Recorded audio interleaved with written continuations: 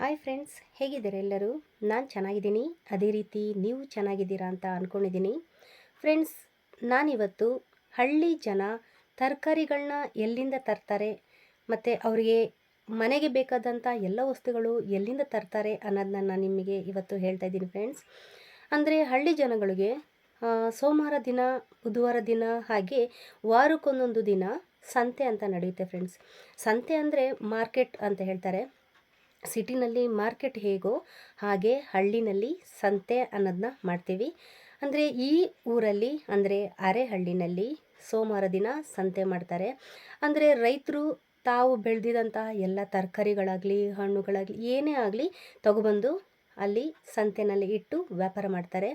ಅಂದರೆ ಸಿಟಿನಲ್ಲಿ ಮಾರ್ಕೆಟ್ಗಳಲ್ಲಿ ಅಂದರೆ ಬೆಲೆ ಜಾಸ್ತಿ ಇರುತ್ತೆ ಮತ್ತು ಅವರು ಎಷ್ಟೇ ಹೇಳಿದ್ರೂ ಬೆಲೆ ಕೊಟ್ಟು ತೊಗೊಂಡೋಗ್ತಾರೆ. ಆದರೆ ಸಂತೆ ಅನ್ನೋದು ಹಳ್ಳಿನಲ್ಲಿ ಕಡಿಮೆ ಬೆಲೆಗೆ ಸಿಗುತ್ತೆ ಮತ್ತು ಅವರೇ ಅವ್ರ ಗದ್ದೆಲೇ ಬೆಳೆದಿದಂತಹ ತರಕಾರಿಗಳನ್ನ ಕಡಿಮೆ ರೇಟಿಗೆ ಅಂದರೆ ಫ್ರೆಶ್ ಆಗಿರೋಂಥ ತರಕಾರಿಗಳು ಹಳ್ಳಿ ಜನಗಳಿಗೆ ಸಿಗುತ್ತೆ ಫ್ರೆಂಡ್ಸ್. ಅಂದರೆ ಅವರು ಸೋಮವಾರ ದಿನ ಒಂದು ಕಡೆ ಇಟ್ಟರೆ ಅದೇ ದಿವಸ ಎಲ್ಲನೂ ವ್ಯಾಪಾರ ಮಾಡೋದಿಲ್ಲ, ಸ್ವಲ್ಪ ಸ್ವಲ್ಪ ವ್ಯಾಪಾರ ಮಾಡ್ತಾರೆ ಮತ್ತು ಉಳಿದಂತಹ ಇನ್ನೊಂದು ಯಾವುದಾದ್ರೂ ಊರುಗಳಿಗೆ ಹೋಗಿ ಆ ದಿನ ಸಂತೆ ಅಂತ ಇರುತ್ತಲ್ಲ, ಆ ದಿನ ಹೋಗಿ ಆ ಊರಲ್ಲೂ ಸಮೇತ ಉಳಿದ ತರಕಾರಿಗಳನ್ನ ಮಾರಾಟ ಮಾಡ್ತಾರೆ. ನಾವು ಹೋಗಿ ಸೋಮವಾರ ದಿವಸ ಸಂತೆಗೆ ಹೋಗಿ ಏನೇನು ಬೇಕೋ ಎಲ್ಲನೂ ತೊಗೊಂಬರ್ತೀವಿ. ಅದನ್ನು ಒಂದು ವಾರಗಟ್ಟಲೆ ಇಟ್ಕೊಳ್ತೀವಿ. ಅಕಸ್ಮಾತ್ ಮಧ್ಯದಲ್ಲೆಲ್ಲಾದರೂ ಖಾಲಿ ಆಯಿತು ಅಂದರೆ ನಾವು ಅಂಗಡಿಗಳಲ್ಲಿ ಊರುಗಳಲ್ಲಿ ಅಂಗಡಿ ಇರುತ್ತಲ್ಲ, ಅಲ್ಲೋಗಿ ನಾವು ಖರೀದಿ ಮಾಡ್ಕೊಂಡು ತೊಗೊಬರ್ತೀವಿ. ಫ್ರೆಂಡ್ಸ್, ಬನ್ನಿ ಸಂತೆಗೆ ಹೋಗಿ ಏನೇನು ಬೇಕೋ ಎಲ್ಲನೂ ತೊಗೊಬರೋಣ.